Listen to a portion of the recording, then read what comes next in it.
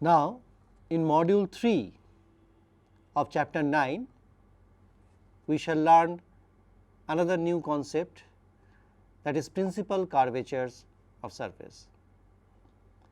In module 2, we have seen that normal curvature kappa n is equal to b alpha beta du alpha du beta by a alpha beta du alpha du beta.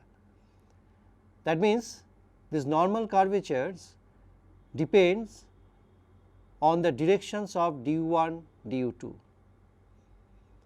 So, in this module, that is module 3 of chapter 9, we shall learn about the directions which have the extreme values.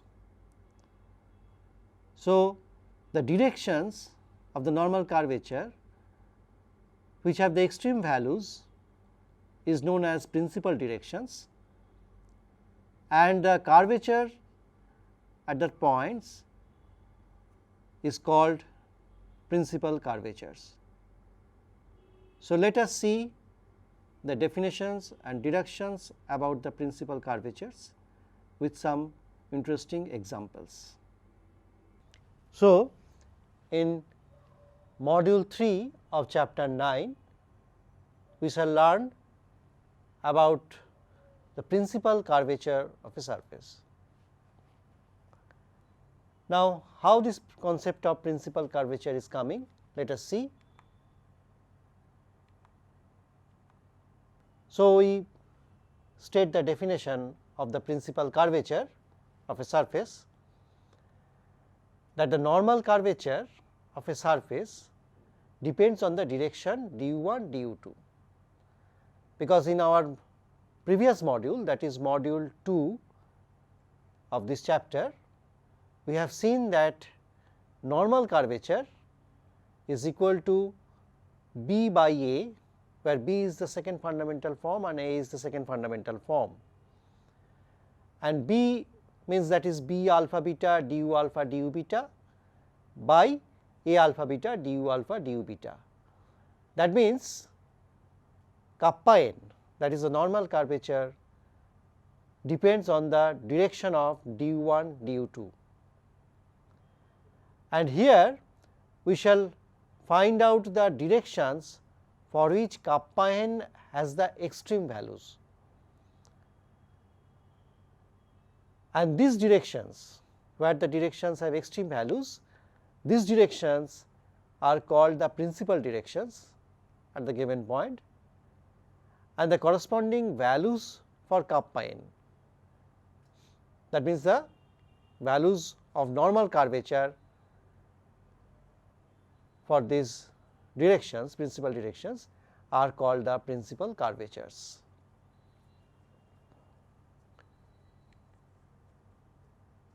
Now, let us denote kappa n by kappa p or rho, whatever we can say, for principal curvatures. Now, the equation kappa n equals to b alpha beta du alpha du beta by a alpha beta du alpha du beta. We have obtained this one in our previous module. So, we can write this one by in this form, b alpha beta du alpha du beta minus kappa rho a alpha beta du alpha du beta equals to 0. Now, as we are finding the principal curvature, so we are writing or replacing kappa n by kappa rho. Now, differentiating with respect to u alpha, we get b alpha beta du beta minus kappa rho a alpha beta du beta.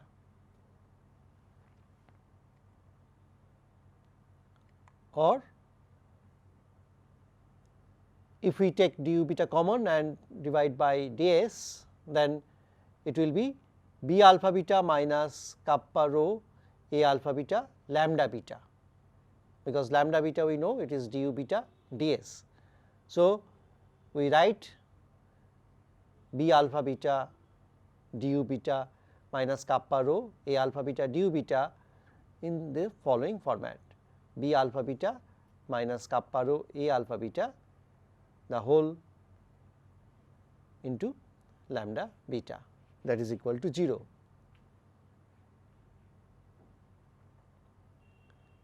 Now, this is a set of homogeneous equations and will possess non-trivial solutions for lambda beta if and only if the values of kappa rho are the roots of the discriminant equation, this one.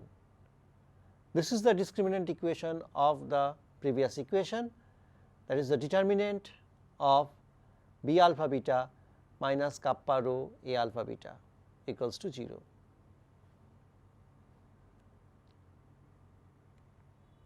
Now, if we expand this equation, because alpha beta is running from 1 and 2, we know that one. So, expanding we get b11 minus kappa rho a11, b22 minus kappa rho a22 minus b12 minus kappa rho a12 whole square equals to 0. Just if we expand the previous equation, we get this one.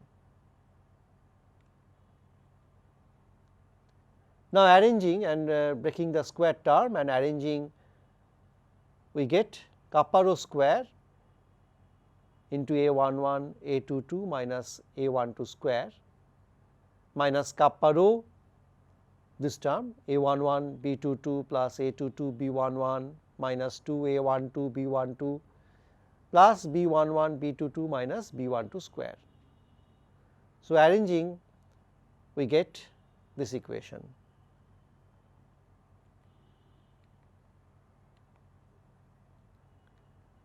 Now, we know that a11 a22 minus a12 square can be written as a, because it is the determinant of a alpha beta, and in the last term also the same thing, b11 b22 minus b12 square can be written as b, that is the determinant of b alpha beta, and the middle term is this one.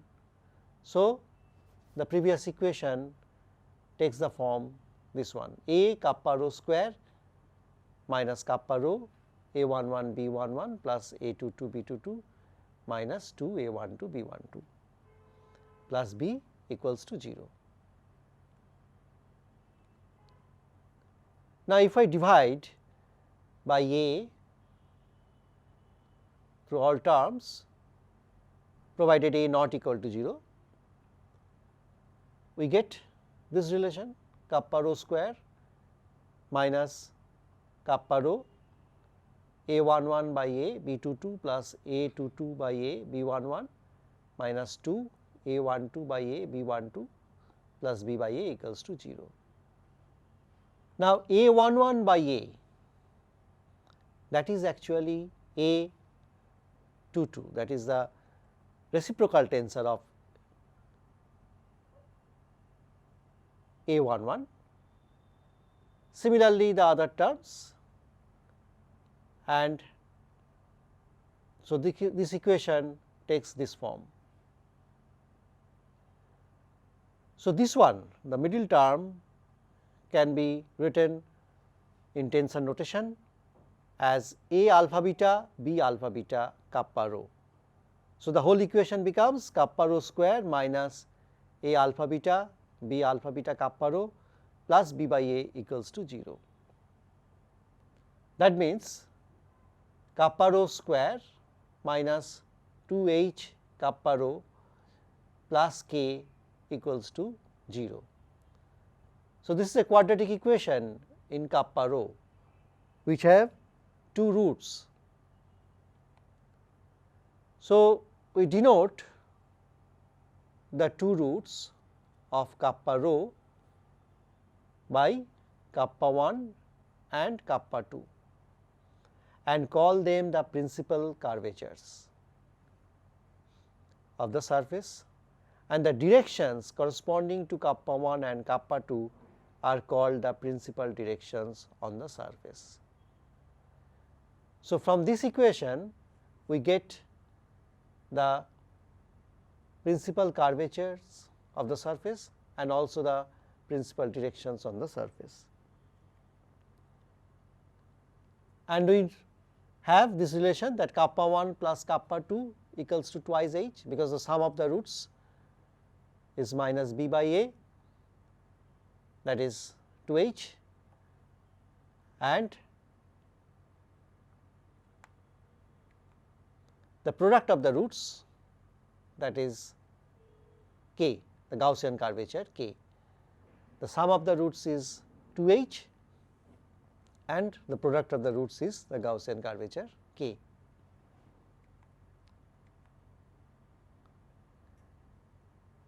Now, from the previous equation it follows that the principal directions are determined by this equation, b alpha beta minus kappa 1 a alpha beta lambda 1 beta equals to 0. This is for the principal direction for the kappa 1, and also b alpha beta minus kappa 2 a alpha beta lambda 2 beta. This is the principal direction for the principal curvature kappa 2.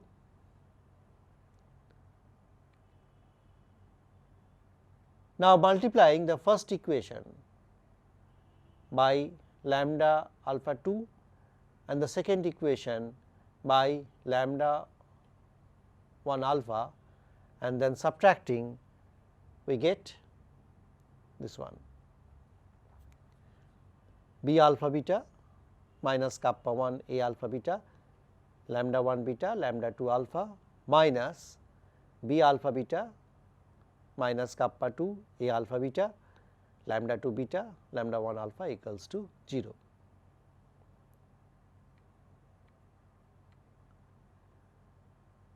Simplifying the previous equation, we get kappa 2 minus kappa 1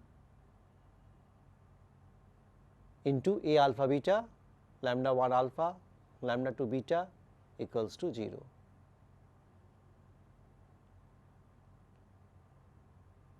Now, we know that a alpha beta is equal to a beta alpha, because the coefficient of the first fundamental form and the coefficient of the second fundamental forms are symmetric. So, a alpha beta equals to a beta alpha and b alpha beta alpha. So, when kappa 1 minus kappa 2 equals to 0, that means the kappa 1 equals to kappa 2, the point is called an umbilic point.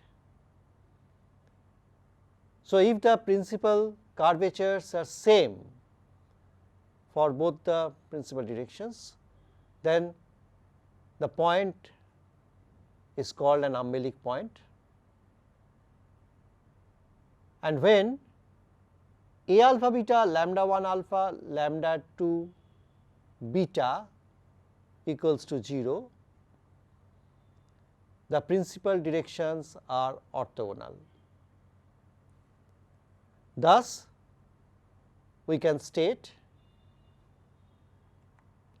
the theorem that at each non-umbilical point of a surface, here we are considering the non-umbilical point, because kappa 1 is not equal to kappa 2. We are considering that kappa 1 is not equal to kappa 2, because when kappa 1 is equal to kappa 2, we are getting umbilic point on the surface.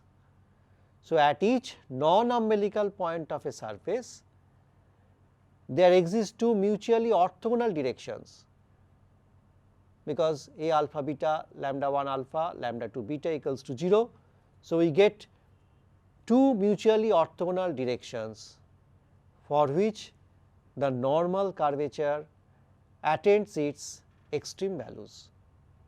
So, in the first section of module 3 of chapter 9, we got another new concept, that is the principal curvatures of a surface.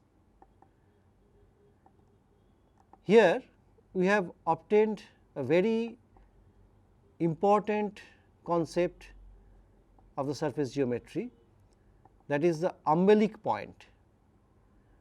We have seen that if two principal curvatures are same at a point, then we get an umbilic point. We have also seen that at the non-umbilical points on a surface, there exist two mutually principal directions where the normal curvatures are extreme.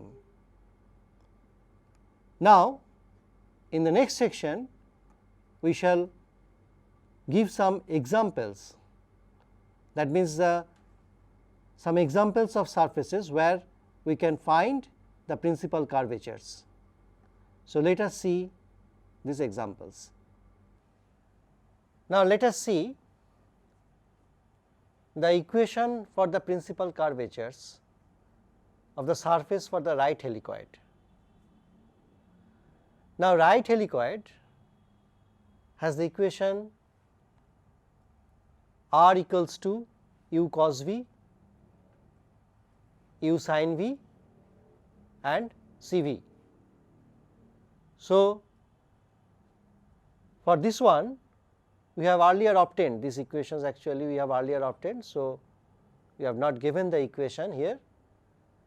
A11 is 1, A12 is 0, A22 is u square plus c square. We can easily find these values because these are the coefficients of the first fundamental form, and we can also find the coefficients of the second fundamental form, that is B11 equals to 0, B12 is equals to minus c by root over u square plus c square and B22 equals to 0.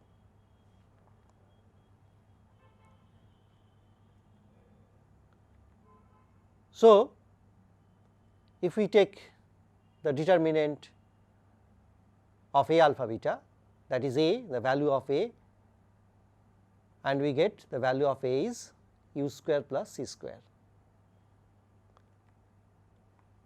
And similarly, the value of B, that is the determinant of B alpha beta, is equal to minus c square by u square plus c square.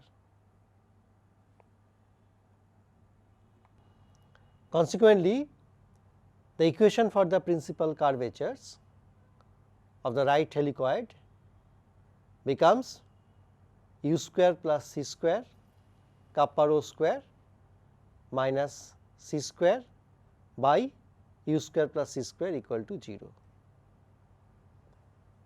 So, kappa rho is coming equal to plus minus c by u square plus c square.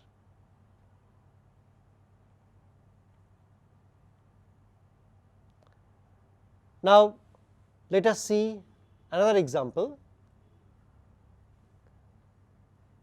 that is we are going to find the principal curvatures of the surface defined by x1 equals to u cos v, x2 equal to u sin v and x3 equals to fu, that is the surface of revolution, and find the condition for the surface to be minimal. We have to find also this condition.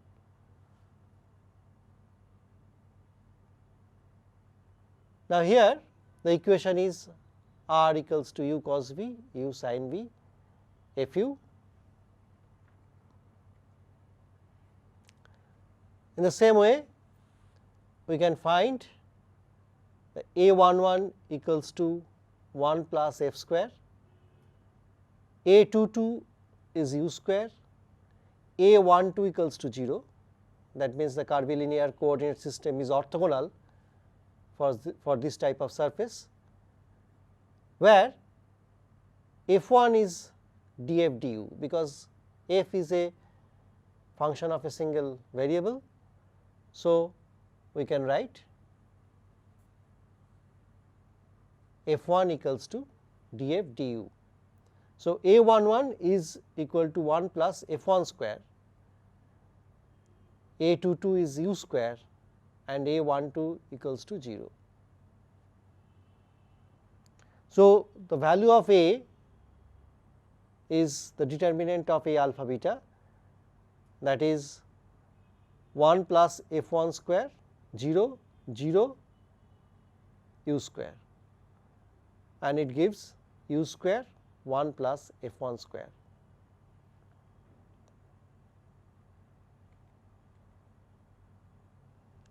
Now, if we find the reciprocal tensor of these coefficients of the first fundamental form, we get a upper a11 equals to 1 by 1 plus f1 square, a22 is equals to 1 by u square, and a12 equals to also 0.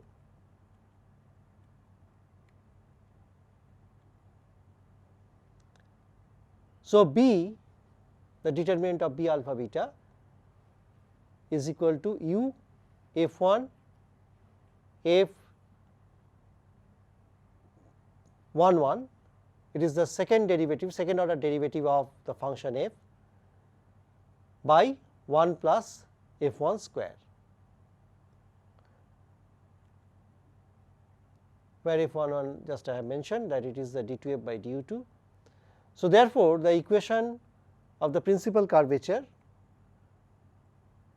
we have seen that it is the kappa rho square minus a alpha beta b alpha beta kappa rho plus b by a equals to 0. That is kappa rho square minus this relation. If we put the values, we get this equation.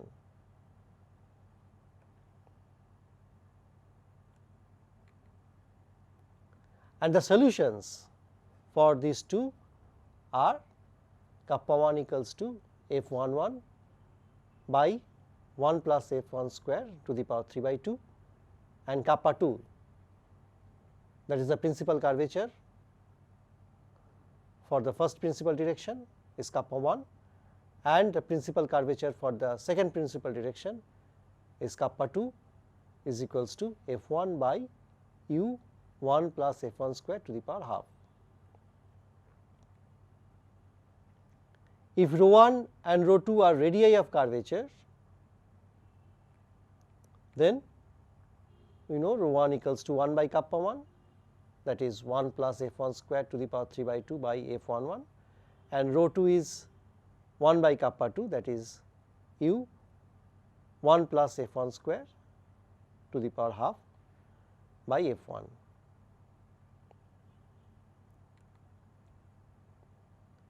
Now, the condition for the surface to be minimal, we know that a surface is a minimal surface when the mean curvature, that is h, equals to 0.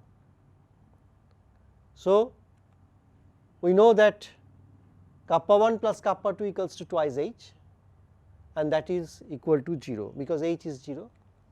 So, the condition for the surface to be minimal will be this one, f11 by 1 plus f1 square to the power 3 by 2 plus f1 u 1 plus f1 square to the power half equals to 0. That is, if we simplify this relation, we get f1 1 plus f1 square plus u f11 equals to 0.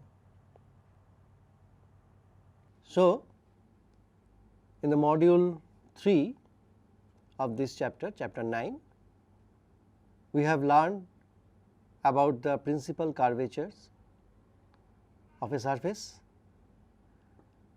and we have seen two examples where we have obtained the principal curvatures or the equation for the principal curvatures. From here, we have also obtained a concept of umbilic point. We have seen that on a surface, an umbilic point can be obtained when the principal curvatures are same. So, with these things, we end this module.